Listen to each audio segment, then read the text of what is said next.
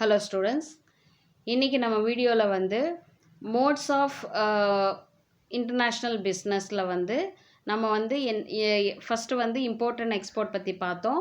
இன்றைக்கி நம்ம பார்க்க போகிறது வந்து பார்த்திங்கன்னா கான்ட்ராக்ட் மேனுஃபேக்சரிங் பற்றி நம்ம பார்க்க போகிறோம். ஒரு இன்டர்நேஷ்னல் பிஸ்னஸில் வந்து வேறு எந்தெந்த வழியிலெல்லாம் பண்ண முடியும் அப்படின்ற செகண்ட் ஆப்ஷன் வந்து contract manufacturing.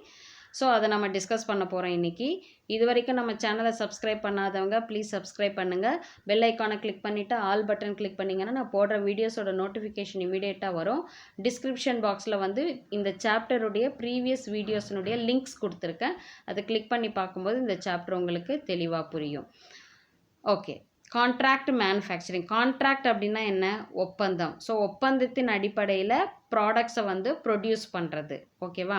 So contract manufacturing refers to a type of international business where a firms enter into a contract with one or a new local manufacturers in foreign countries to get certain components or goods produced as per its specifications. So contract மேனுஃபேக்சரிங்னா என்ன அப்படின்னு பார்த்தீங்கன்னா, அதுவும் வந்து ஒரு international business பண்ணுறதுக்கான ஒரு வழி தான். எப்படி அப்படின்னு பார்த்தீங்கன்னா, இப்போ ஒரு கார் கம்பெனியாக இருக்கலாம், இல்லை வந்து ஒரு ஷூ கம்பெனியாக இருக்கலாம். ஸோ அவங்களுக்கு வந்து பார்த்திங்கன்னா அந்த காருக்கோ இல்லை ஷூஸ்க்கோ வந்து பார்த்திங்கன்னா சர்டன் காம்பனன்ட்ஸ், சில கருவிகள் வந்து அதற்கு தேவைப்படுற மாதிரி இருக்கும். ஓகேவா? அதற்கான உபயோகப்படுத்தக்கூடிய சில பொருட்கள் வந்து அவசியமானதாக இருக்கும். அந்த அவசியமான பொருளை வந்து அவங்க என்ன பண்ணுவாங்க, அதாவது மற்ற கண்ட்ரியிலிருந்து அவங்க என்ன பண்ணுவாங்க, அந்த அந்த காம்பனன்ட்ஸை ப்ரொடியூஸ் பண்ணி கொடுக்க சொல்லி கேட்பாங்க. ஓகேவா? அப்போது அவங்க என்ன பண்ணுவாங்க, ஃபாரின் கண்ட்ரீஸில் வந்து எனக்கு இந்த ப்ராடக்ட்டுக்கு எனக்கு இந்த காம்பனண்ட் வந்து தேவைப்படுது. ஸோ அந்த காம்பனண்ட்டை நீங்கள் எங்களுக்கு ப்ரொடியூஸ் பண்ணி கொடுங்க, மேனுஃபேக்சர் பண்ணி கொடுங்க அப்படின்னு சொல்லிட்டு கான்ட்ராக்ட் ஒப்பந்தத்தின் அடிப்படையில் எங்களுக்கு இவ்வளோ காம்பனண்ட்ஸ் வேணும், இந்த பீரியட்குள்ளே இவ்வளோ காம்பனண்ட்ஸ் எங்களுக்கு வேணும் அப்படின்னு சொல்லிட்டு இவங்க என்ன பண்ணுவாங்க, ஃபாரின் கண்ட்ரீஸை அப்ரோச் பண்ணுவாங்க. ஸோ இதை தான் வந்து பார்த்திங்கன்னா அப்படி அப்ரோச் பண்ணக்கூடிய அந்த ஒரு மோடை தான் வந்து கான்ட்ராக்ட் மேனுஃபேக்சரிங் அப்படின்னு சொல்கிறாங்க. ஒரு குறிப்பிட்ட காலத்துக்குள்ளே எனக்கு பர்டிகுலர் காம்பனண்ட் வந்து இவ்வளோ நம்பர்ஸில் எனக்கு வேணும் அப்படின்னு சொல்லிட்டு ஃபாரின் கண்ட்ரீஸை அப்ரோச் பண்ணுவாங்க. ஓகேவா? ஸோ அதுக்கு அந்த பிஸ்னஸ் மட்டும் பண்ணுறது தான் வந்து contract manufacturing. Okay, so contract manufacturing, also known as outsourcing, can take three major forms. Contract மேனுஃபேக்சரிங்கை வேறு என்னன்னு சொல்லலாம், அவுட் சோர்சிங் அப்படின்னும் சொல்லலாம். இது வந்து 3 மேஜர் ஃபார்ம்ஸில் வந்து இருக்குது. என்ன அப்படின்னு பார்த்தீங்கன்னா, இப்போ வந்து அவுட் சோர்சிங் பிஸ்னஸ் அப்படின்னு பார்த்தீங்கன்னா ஈவன் வந்து எம்ப்ளாயீஸையே வந்து பார்த்தீங்கன்னா அவுட் சோர்சிங் பிஸ்னஸாக பண்ணுறாங்க. இப்போ ஃபாரின் கண்ட்ரீஸில் இருக்கிறவங்க என்ன பண்ணுவாங்க, கான்ட்ராக்ட் பேசிஸில் வந்து நம்ம கண்ட்ரியில் இருக்கக்கூடிய ஒர்க்கர்ஸை வந்து ஒரு 6 மந்த்ஸுக்கு எங்களுக்கு இந்த ப்ராஜெக்டை செஞ்சு கொடுங்க அப்படின்னு சொல்கிறாங்க. அப்போ நம்ம என்ன பண்ணுவோம், அந்த 6 மந்த்ஸுக்கு அவங்களுக்கு என்ன தேவையோ அந்த ப்ராஜெக்ட் நம்ம வந்து செஞ்சு கொடுப்போம். இதுவும் வந்து பார்த்திங்கன்னா ஒரு கான்ட்ராக்ட் மேனுஃபேக்சரிங் சொல்ல முடியாது, அதுக்கு தான் வந்து இன்னொரு பேர் வந்து அவுட் சோர்சிங் அப்படின்னு சொல்லிட்டு சொல்கிறோம் நம்ம. ஓகேவா? So production of certain components such as automobile components or shoe uppers to be used later for producing final products such as cars and shoes. So இப்போ வந்து பார்த்தீங்கன்னா கரெக்டாக இங்கே சொல்லியிருக்காங்க பாருங்கள், ஒரு காரோ இல்லை வந்து ஒரு ஷூவோ வந்து பார்த்திங்கன்னா ஒரு ஃபினிஷ்டு ப்ராடக்டாக ஒரு முழுமையான பொருளாக மாற்றுவதற்கு அதற்குன்னு சில காம்பனன்ட்ஸ் தேவைப்படும், முக்கியமான பொருட்கள் தேவைப்படும். அந்த முக்கியமான பொருட்களை ஃபாரின் கண்ட்ரி அப்ரோச் பண்ணி அவங்கள அதை ப்ரொடியூஸ் பண்ணி கொடுக்க சொல்லி கேட்பாங்க. ஸோ அப்படி கொடுக்க சொல்லி கேட்குறது தான் நம்ம என்னன்னு சொல்கிறோம், கான்ட்ராக்ட் மேனுஃபேக்சரிங் அப்படின்னு சொல்கிறோம். Assembly of components into a final product such as assembly of hard disk, motherboard, floppy disk drive and modern chip into computers. இப்போ வந்து ஒரு கம்ப்யூட்டர் அப்படின்னு எடுத்துக்கிட்டிங்கன்னா அதில் மதர் போர்டு இருக்கும், கீபோர்ட்ஸ் இருக்கும், இல்லை வந்து பார்த்திங்கன்னா ஃப்ளாப்பி டிஸ்க் இருக்கும், இல்லை வந்து ஹார்ட் டிஸ்க் இருக்கும், சிப்ஸ் இருக்கும்.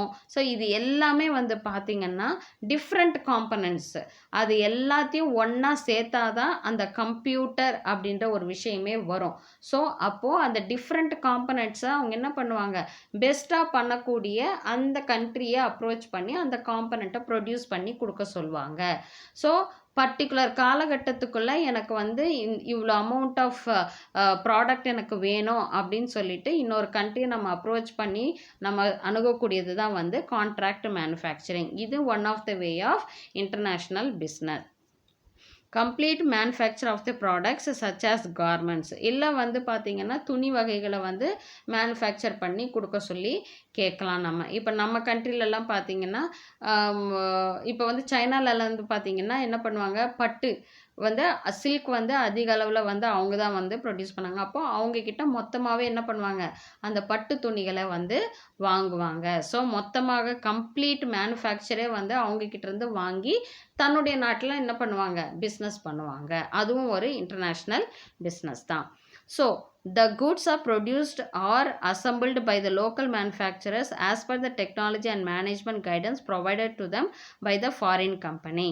ஸோ இந்த கான்ட்ராக்ட் மேனுஃபேக்சரிங்கில் என்ன நடக்கும் அப்படின்னு பார்த்தீங்கன்னா, ஒன்று ப்ராடக்டை வந்து ப்ரொடியூஸ் பண்ணுறதோ இல்லை வந்து பார்த்திங்கன்னா அசம்பிள் பண்ணுறதுக்கோ, ஒரு ப்ராடக்டை முழுமையான ப்ராடக்டாக மாற்றுறதுக்கான ஒரு காம்பனண்ட்டை வந்து ப்ரொடியூஸ் பண்ணுறதோ இல்லை வந்து அசம்பிள் பண்ணுறதோ அதை யார் பண்ணுவாங்க, லோக்கல் மேனுஃபேக்சரர்ஸ் வந்து பண்ணுவாங்க.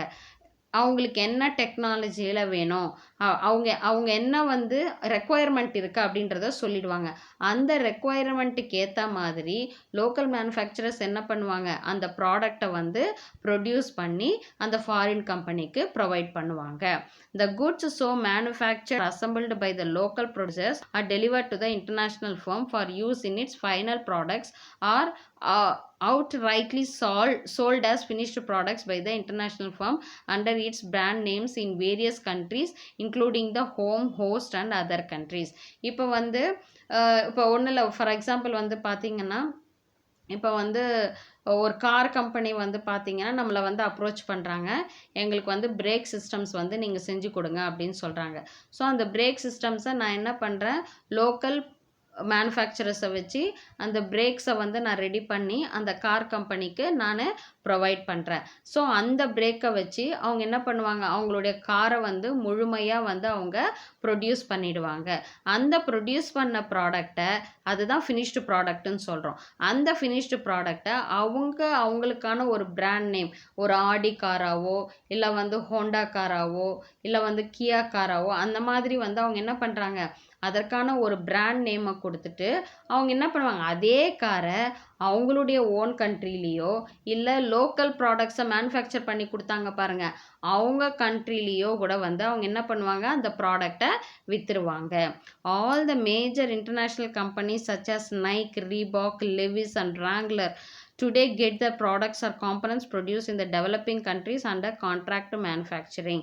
ஸோ இன்டர்நேஷ்னல் கம்பெனிஸ் இப்போ நைக் ஷூஸ் எல்லாம் இருக்குது, டிஷர்ட்ஸ் இருக்குது, அதே மாதிரி ரெபாக், லெவிஸ் இதெல்லாம் வந்து கார்மெண்ட்ஸ் கூட இருக்குது, ராங்லர். ஸோ இதெல்லாம் வந்து பார்த்திங்கன்னா இன்டர்நேஷ்னல் லெவல் ஃபாரின் கண்ட்ரீஸினுடைய ப்ராடக்ட் நேம், பிராண்ட் நேம் இதெல்லாமே ஓகேவா. அவங்க என்ன பண்ணுறாங்க, அதற்கான காம்பனன்ட்ஸ், அதற்கான பொருட்கள், சப்ஸ்டரி பொருட்கள் என்னென்ன வேணுமோ அவங்க மோஸ்ட்லி அதை என்ன பண்ணுவாங்க, டெவலப்பிங் கண்ட்ரீஸ், இந்தியா போன்ற டெவலப்பிங் உயர்ந்து கொண்டிருக்கும் வளர்ந்து கொண்டிருக்கின்ற நாடுகளில் வந்து அந்த பொருட்களுக்கான காம்பனன்ட்ஸை வந்து உற்பத்தி செய்ய சொல்லி கேட்டு அவங்க என்ன பண்ணுவாங்க, அந்த ப்ராடக்டை முழுமையான பொருளாக மாற்றி அதை மறுபடியும் வந்து வேர்ல்டில் இருக்கிற எல்லா கண்ட்ரீஸ்க்குமே அவங்க என்ன பண்ணுவாங்க, விற்பனை செய்வாங்க. ஸோ இதை தான் வந்து டெவலப்பிங் கண்ட்ரீஸ் தான் வந்து என்ன பண்ணுறாங்க, அந்த ப்ராடக்டை மோஸ்ட்லி வந்து ப்ரொடியூஸ் பண்ணி லோக்கல் மேனுஃபேக்சரர்ஸை வச்சு ப்ரொடியூஸ் பண்ணி கொடுப்பாங்க. அதுதான் என்னன்னு சொல்கிறாங்க, கான்ட்ராக்ட் மேனுஃபேக்சரிங் அப்படின்னு சொல்கிறாங்க. Advantages. Contract manufacturing offers several advantages to both the international company and local producers in the foreign countries. So contract manufacturing வந்து பார்த்தீங்கன்னா இன்டர்நேஷ்னல் கம்பெனிக்கும் அட்வான்டேஜஸாக இருக்குது, அதே போல் மற்ற நாடுகளில் இருக்கக்கூடிய லோக்கல் மேனுஃபேக்சரர்ஸ்க்கும் அது அட்வான்டேஜஸாக இருக்குது அப்படின்றாங்க. Contract manufacturing permits the international firms to get the goods produced on a large scale without requiring investment in setting up production facilities. இப்போ கான்ட்ராக்ட் மேனுஃபேக்சரிங் வந்து பார்த்திங்கன்னா ஒரு இன்டர்நேஷ்னல் ஃபர்ம்ஸ் வந்து பண்ணுறதுக்கு வந்து கான்ட்ராக்ட் மேனுஃபேக்சரிங் அப்படின்றது வந்து ஹெல்ப்ஃபுல்லாக இருக்குது. எப்படி அப்படின்னு பார்த்தீங்கன்னா, இப்போ ஒரு காம்பனண்ட்டை நம்ம ரெடி பண்ணணும் அப்படின்னா அதற்கான ஒரு ஃபுல் செட்டப் வந்து இருக்கணும், மெஷின்ஸ் இருக்கணும், அதற்கான ஒர்க்கர்ஸ் இருக்கணும், அதற்கான இடம் இருக்கணும், அதற்கான மணி இன்வெஸ்ட் பண்ணணும். இது எல்லாமே வந்து பெரிய ப்ராசஸ். ஸோ அந்த காம்பனண்ட்டை ப்ரொடியூஸ் பண்ணுறதுக்கு இவ்வளோ ப்ராசஸ் எடுக்கிறத விட இன்னொரு கண்ட்ரியில் இதே ப்ராசஸ் வந்து பண்ணிகிட்ருப்பாங்க. ஸோ அவங்கள அப்ரோச் பண்ணி எங்களுக்கு இந்த காம்பனண்ட் மட்டும் இந்த பீரியடுக்குள்ளே இவ்வளோ நம்பர்ஸ் வந்து எங்களுக்கு செஞ்சு கொடுங்க அப்படின்னு சொல்லிட்டாங்கன்னா அவங்களுடைய மணி இன்வெஸ்ட்மெண்ட் அப்படின்றது வந்து ரொம்ப கம்மியாக இருக்கும். வித்தவுட் இன்வெஸ்ட்மெண்ட் வந்து அவங்க என்ன பண்ணலாம், அந்த ப்ராடக்டை அவங்க வந்து ப்ரொடியூஸ் பண்ணி வாங்கிக்கலாம். இதுதான் வந்து கான்ட்ராக்ட் மேனுஃபேக்சரிங் அப்படின்னு சொல்கிறோம். These firms make use of the production facilities already existing in the foreign countries. So இந்த மாதிரி பெரிய பெரிய கம்பெனிஸ் எல்லாம் என்ன பண்ணுவாங்க, ஆல்ரெடி இந்த மாதிரி காம்பனன்ட்ஸை ப்ரொடியூஸ் பண்ணக்கூடிய கம்பெனிஸை சின்ன சின்ன கம்பெனிஸை அப்ரோச் பண்ணி அவங்களுக்கு தேவையான ப்ராடக்டை மட்டும் அவங்க கிட்டேருந்து மேனுஃபேக்சர் பண்ணி வாங்கிக்கிட்டு ஒரு ஃபினிஷ்டு ப்ராடக்டை தயார் பண்ணி லாபத்தை வந்து அந்த பெரிய பெரிய பிஸ்னஸ்காரங்க எடுத்துக்கிறாங்க. பட் எடுத்துக்கிட்டாலும் அந்த சின்ன சின்ன காம்பனன்ட்ஸை கொடுக்கக்கூடிய கம்பெனிஸ்க்கு வந்து பார்த்திங்கன்னா இவங்களுக்கு ஒரு இன்டர்நேஷ்னல் பிஸ்னஸை ஏற்படுத்தி கொடுக்கக்கூடிய ஒரு வாய்ப்பாக வந்து இந்த கான்ட்ராக்ட் மேனுஃபேக்சரிங் வந்து அமையுது அப்படின்னு சொல்கிறாங்க. Since there is no or little investment in the foreign countries, there is hardly any investment risk involved in the foreign countries. So ஒரு ஃபாரின் கண்ட்ரியில் ஒரு பிஸ்னஸை நம்ம வந்து பண்ணுறோம் அப்படின்னா கண்டிப்பாக அதில் வந்து நிறைய ரிஸ்க் இருக்கும், நம்ம நிறைய இன்வெஸ்ட் பண்ண வேண்டியது இருக்கும். ஆனால் இந்த கான்ட்ராக்ட் மேனுஃபேக்சரிங்கில் பார்த்தீங்கன்னா அந்த மாதிரியான இன்வெஸ்ட்மெண்ட் பண்ணுறதுக்கான வாய்ப்பும் கொஞ்சம் அதாவது கிடையாது. அப்படியே இன்வெஸ்ட்மெண்ட் பண்ணாலும் கொஞ்சமான அளவில் தான் இன்வெஸ்ட் பண்ணுற மாதிரி இருக்கும். அதே போல் ரிஸ்க்ஸும் வந்து பார்த்திங்கன்னா பெரிய அளவில் வந்து இருக்காது அப்படின்னு சொல்கிறாங்க.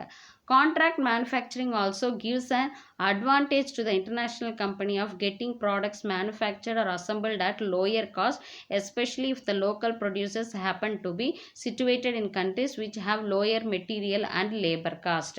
இப்போ கான்ட்ராக்ட் மேனுஃபேக்சரிங் வந்து இன்டர்நேஷ்னல் பிஸ்னஸ்க்கு வந்து இன்டர்நேஷ்னல் கம்பெனிஸ்க்கு வந்து தங்களுடைய ப்ராடக்டை வந்து ஒரு ஃபினிஷ்டு ப்ராடக்டாக மாற்றுறதுக்கு வந்து அட்வான்டேஜஸாக ஏன் அமையுது அப்படின்னு பார்த்தீங்கன்னா, மோஸ்ட்லி வந்து பார்த்திங்கன்னா இந்த லோக்கல் காம்பனன்ட்ஸு அதாவது இந்த சின்ன சின்ன காம்பனன்ட்ஸை வந்து செய்யறதுக்கு வந்து மோஸ்ட்லி வந்து அவங்க அப்ரோச் பண்ணக்கூடிய கண்ட்ரிஸ் வந்து பார்த்திங்கன்னா ஒன்று டெவலப்பிங் கண்ட்ரிஸாக இருக்கும், இல்லை வந்து அவங்க அங்கே இருக்கக்கூடிய லேபர்ஸ் எல்லாருமே வந்து ஒரு கம்மியான காஸ்ட்டில் ஒர்க் பண்ணுறவங்களாவோ இல்லை வந்து அங்கே கிடைக்கக்கூடிய மெட்டீரியலுடைய ப்ரைஸ் லெவல் வந்து கம்மியாகவோ கூட இருக்கும்.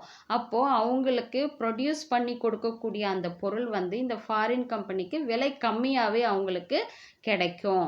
ஸோ அதற்கான வாய்ப்பு வந்து இந்த கான்ட்ராக்ட் மேனுஃபேக்சரிங்கில் வந்து இருக்குது அப்படின்னு சொல்கிறாங்க. ஸோ டெவலப்பிங் கண்ட்ரிஸ் அப்படின்னும் பொழுது அங்கே இருக்கக்கூடிய மெட்டீரியல்ஸ் வாங்கி அவங்க என்ன பண்ணுவாங்க, அங்கே இருக்கக்கூடிய லேபர் இப்போ ஒர்க் பண்ணுறாங்கன்னா அவங்களுக்கு கம்மியான கூலி கொடுத்தா போதும் அவங்களுக்கு.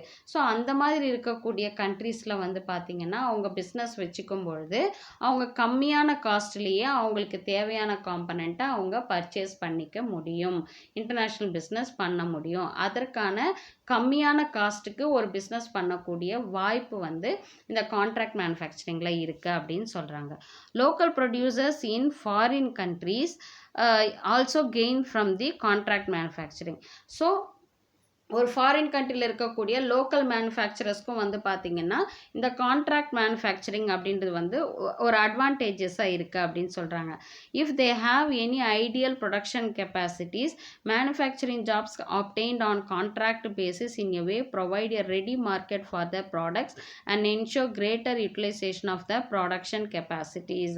ஸோ அவங்க வந்து அவங்களுடைய ப்ரொடக்ஷன் கெப்பாசிட்டி, அவங்களுடைய உற்பத்தி திறன் வந்து நல்ல விதத்தில் பெரிய அளவில் இருக்குது அப்படின்னும் பொழுது அவங்க மேனுஃபேக்சரிங் ஜாப்ஸ் வந்து அவங்களுக்கு அதிக அளவில் வந்து கான்ட்ராக்ட் பேசிஸில் வந்து அவங்களுக்கு கொடுக்கப்படும். ஓகேவா? ஸோ அந்த மாதிரி கொடுக்கும் பொழுது அவங்க என்ன பண்ணுவாங்க, அவங்களுடைய அந்த உற்பத்தி திறனை வந்து அதிக அளவுல பயன்படுத்தி ஃபாரின் கம்பெனிஸ் வந்து லாபம் ஈட்டிப்பதற்கான வாய்ப்புகள் வந்து இருக்கு. This is how the Godrej group is benefiting from contract manufacturing in India. So Godrej group நம்ம வந்து கேள்விப்பட்டிருப்போம் இல்லையா? அது வந்து நிறைய ப்ராடக்ட்ஸ் வந்து கோத்ரேஜ் என்ற பேரில் நிறைய ப்ராடக்ட்ஸ் வந்து ப்ரொடியூஸ் பண்ணுறாங்க. ஓகேவா? அது வந்து மோஸ்ட்லி இந்தியாவில் வந்து பார்த்தீங்கன்னா இந்த கான்ட்ராக்ட் மேனுஃபேக்சரிங் மூலமாக தான் வந்து இந்த பெனிஃபிட்டை வந்து அவங்க அடைகிறாங்க. It is manufacturing soaps under contract for many multinationals including Dettol soap for Reckitt and Colman. So mostly வந்து பார்த்தீங்கன்னா சோப்ஸ் மேனுஃபேக்சர் பண்ணுறாங்க இல்லையா, அதெல்லாம் வந்து பார்த்தீங்கன்னா கான்ட்ராக்ட் மேனுஃபேக்சரிங்கில் வந்து பண்ணுறாங்க. எப்படின்னு பார்த்தீங்கன்னா இப்போ வந்து ரெக்கிட் அண்ட் காலம்ன் அப்படின்றது வந்து ஃபேமஸ் ஃபாரின் கம்பெனி.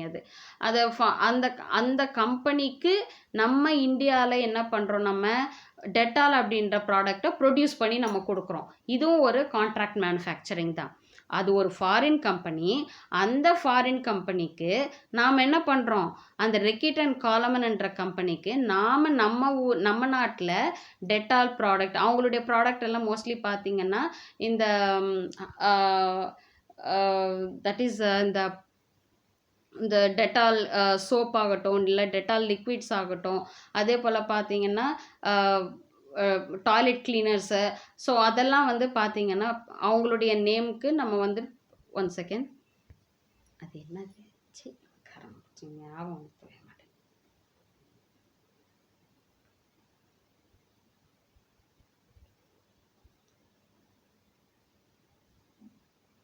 ஹார்பிக்